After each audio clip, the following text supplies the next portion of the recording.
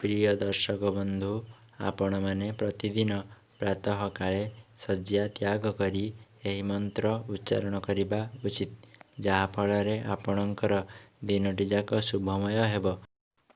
ହାତକୁ ଦେଖି ଏହି ମନ୍ତ୍ର ଉଚ୍ଚାରଣ କରିବା ଉଚିତ। କରାଗ୍ରେ ବସତେ ଲକ୍ଷ୍ମୀ, କରମଧ୍ୟେ ସରସ୍ୱତୀ, କରମୂଳେ ସ୍ଥିତୋ ବ୍ରହ୍ମା, ପ୍ରଭାତେ କରଦର୍ଶନମ୍। ଏହି ମନ୍ତ୍ର ଉଚ୍ଚାରଣ କରି ଆମେ ପୃଥିବୀ ମାତାକୁ ପ୍ରଣାମ କରିବା।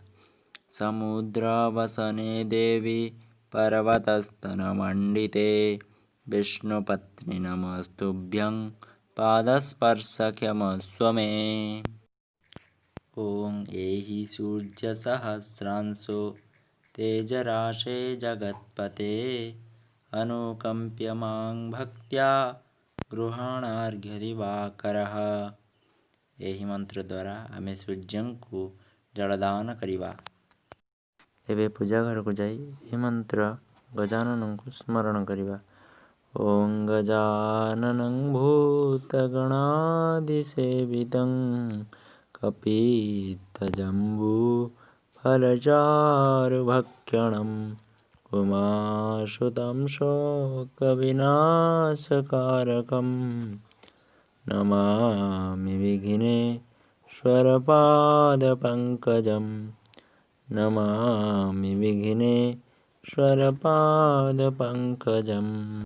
सर्वमङ्गलमङ्गल्ये शिवे सर्वार्थसाधिके, शरण्ये त्र्यम्बके गौरी नारायणि नमोऽस्तुते।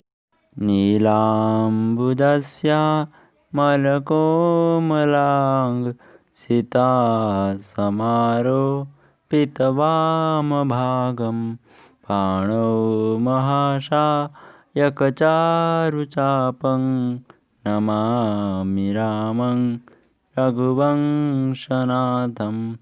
ଏହି ମନ୍ତ୍ର ଦ୍ୱାରା ବାସୁଦେବଙ୍କୁ ସ୍ମରଣ କରିବା।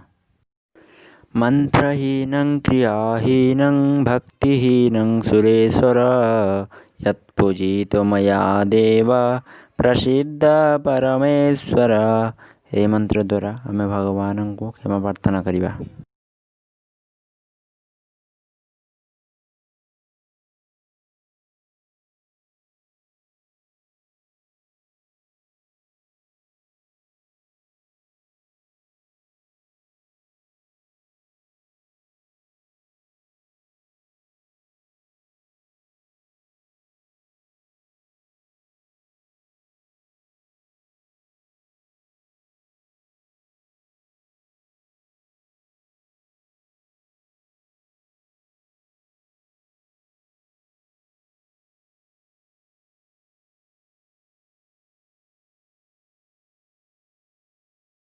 त्वमेव माता च पिता त्वमेव, त्वमेव बन्धुश्च सखा त्वमेव, त्वमेव विद्या द्रविणं त्वमेव, त्वमेव सर्वं मम देव देव।